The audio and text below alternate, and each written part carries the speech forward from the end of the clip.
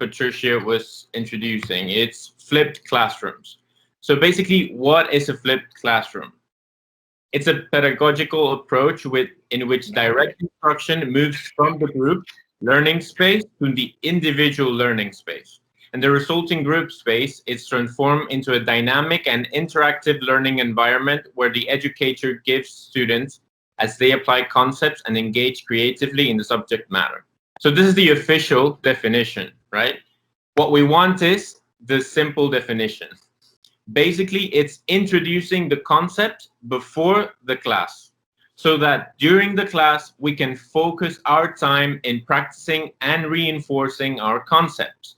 It means introducing the topic we're going to give in class before the class so that in the class, we can reinforce it, practice, and help the students acquire it better. See the difference between the textbook definition and the simple definition? Now, what is a hybrid classroom?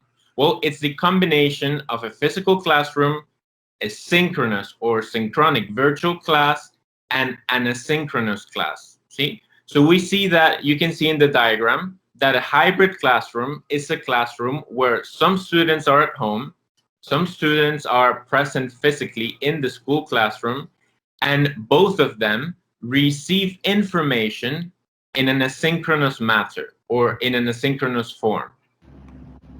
What are the advantages of a flipped classroom?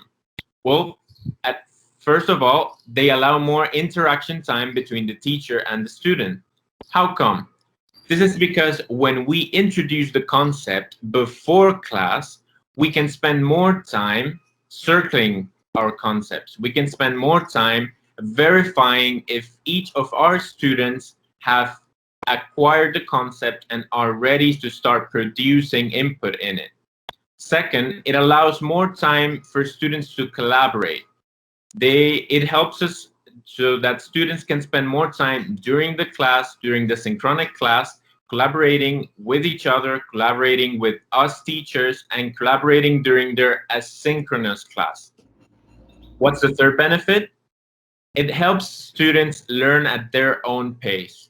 You know that in a classroom, you have students that go a bit faster, you have students that learn a bit slower, but when you're introducing the concept in an asynchronous matter or in a flipped classroom, remember this means introducing the concept before the class, students can repeat the video and learn at their own pace. They can repeat it as many times as they can or they need, and that way the concept is much more clear for them so that when they come into class, maybe a student only needed to play it once, maybe a student needed to play it 10 times, maybe another student needed to play it 100 times. But this was all possible because the content or the introduction of the content was available before the class itself.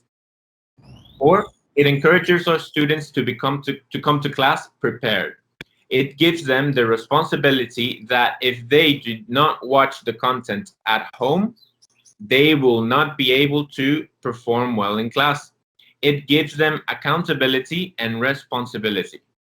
It also makes practical things a bit easier. Like, for example, if a student misses class due to illness or due to a problem at home, that makes the issue less problematic since he did not miss the explanation.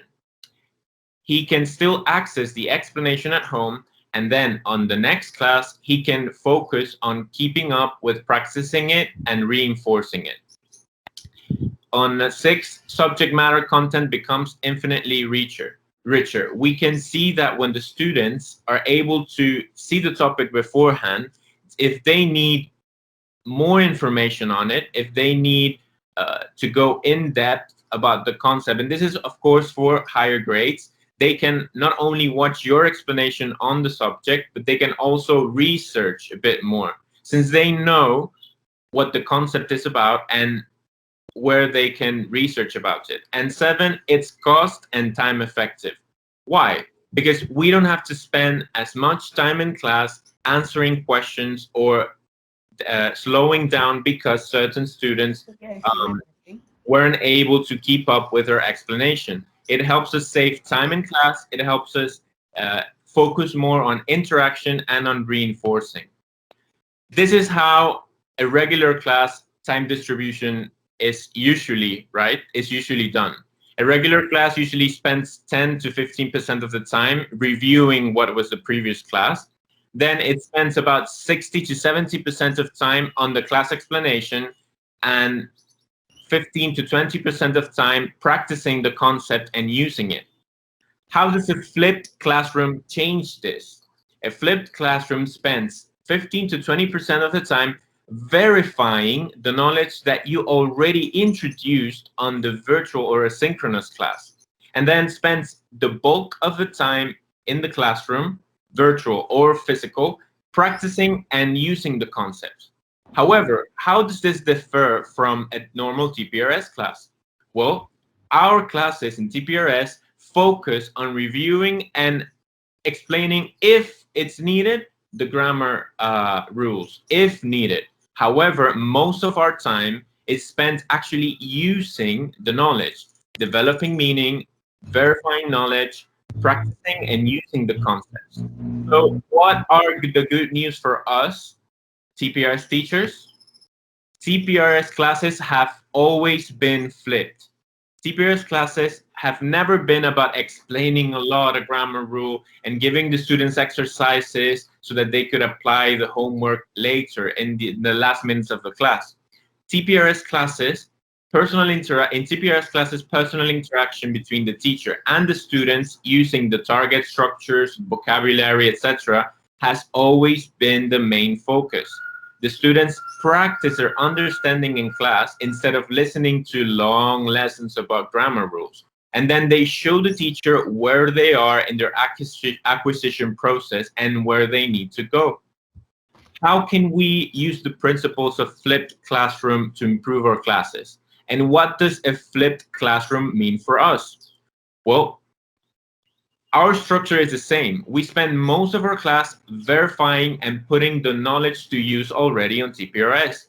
So how can we implement the principles of a flipped classroom in our TPRS classes? Well, we should focus more on asynchronous content. And we can use the tools provided for us to provide engaging asynchronous content before the class. We can also use all the tools that PsychoTools and the TPRS team provides us to identify in which step we are in a class and then create content for that. So how do we do that? How do we flip even more our classroom than we are already doing with TPRS? Well, we need to first think on what phase we are. Are we developing meaning? Are we circling? Are we the story? Are we storytelling?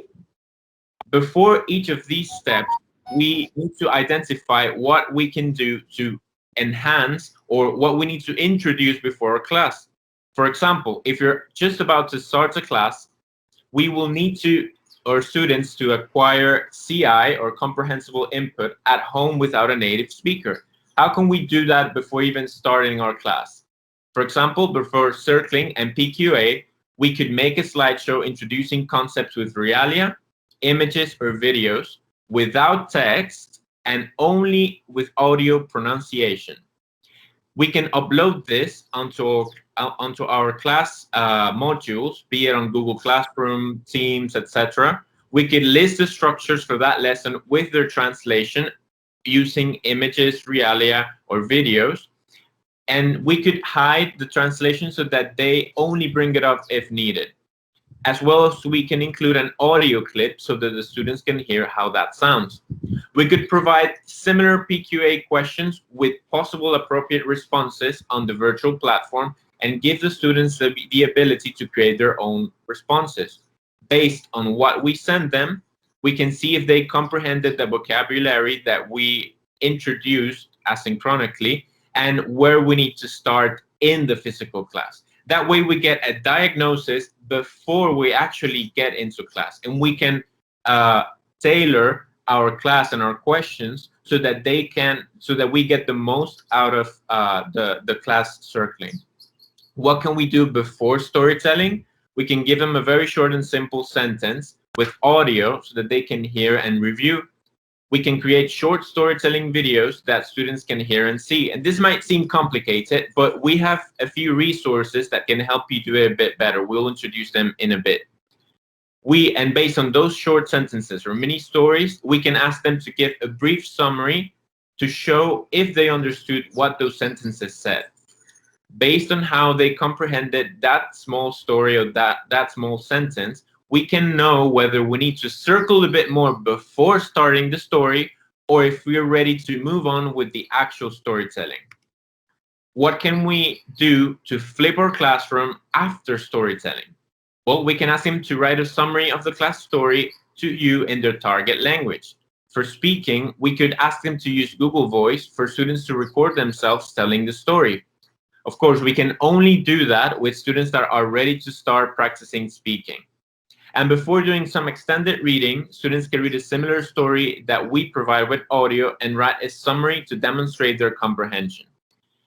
Embedded readings for students to practice and show their pronunciation and comprehension are also very useful.